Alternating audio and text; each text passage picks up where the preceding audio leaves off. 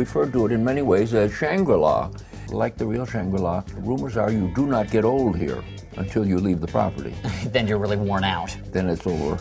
And I love what you've done with the place. Now, you bought it in 1971. It was a little fixer-upper, and we've done what we could with it. And how much did you have to put down? Well, I bought it in 1971. It was just a little over $1 million, and at that time it was the largest price paid for any piece of property in Southern California. And did it come with the grotto, or did you put that in? Everything in the backyard we added. And how often do you have to get that cleaned? I have no idea. Okay, all right, no. Are you looking for a job here? All these different things here, it's sort of like the Kennedy compound, but just not as much sex going on. Probably a good deal more. Oh, you think so? I mean, that's a pretty high bar. If you're going to be talking about setting high bars, it probably begins right here. There's an actual zoo here. That is related to my love of animals from childhood. Really? Okay. Growing When up I was a little kid, I think it had to do with the Tarzan movies. If I couldn't be Tarzan, which seemed clear, I thought about maybe being a zookeeper or a veterinarian. Okay, you kind of are both, in a sense. Then I discovered girls. Okay, all right. Everything changed after that. You're from the Midwest. You're an Illinois boy. I am. So what are the Midwestern values that you hold dearest? My folks were very Puritan and prohibitionist, so I think that Playboy and my own life have been a response to some extent.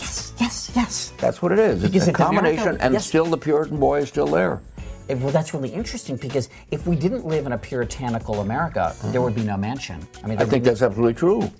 If your first wife had not strayed, would all of this have happened? I cannot imagine, quite frankly, with the dreams that I had, that I would have remained happily married all my years. But let's put it this way.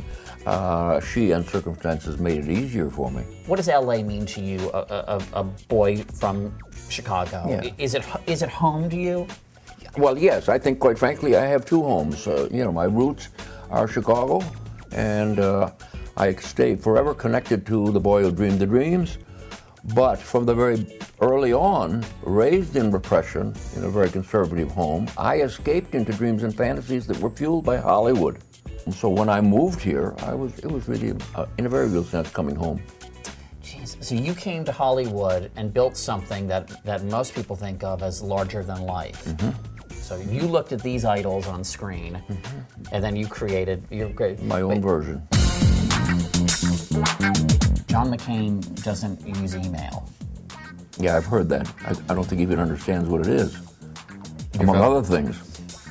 You're voting for Obama. I believe that's correct. I think it's probably a time for change. Okay, all right. And he would be welcome here anytime. Of course. Yeah, Barack Obama.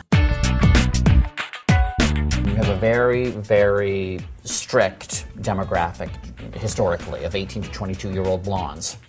Well, I wouldn't say it in terms of age, but I would say that I'm attracted to young beauty.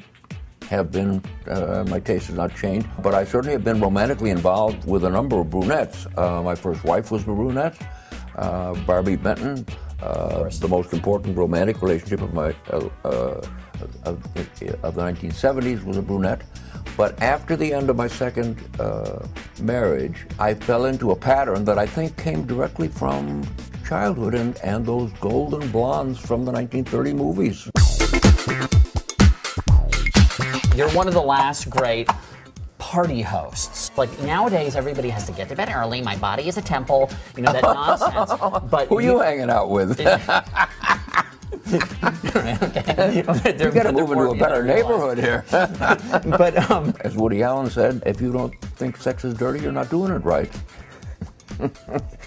You're a great host, and what is the key to being a great host? Good food and drink, good bathroom facilities. In terms of the kind of parties that are important to me, first and foremost, the ratio of men to women should be in favor of the women. In other words, I hate parties that are all guy-dominated with guys wandering around trying to get lucky. Not a good party. Do the neighbors ever complain about the noise? They have on occasion, and we've taken care of the problem. Oh, and the neighbors. Killed the neighbors. Maybe not.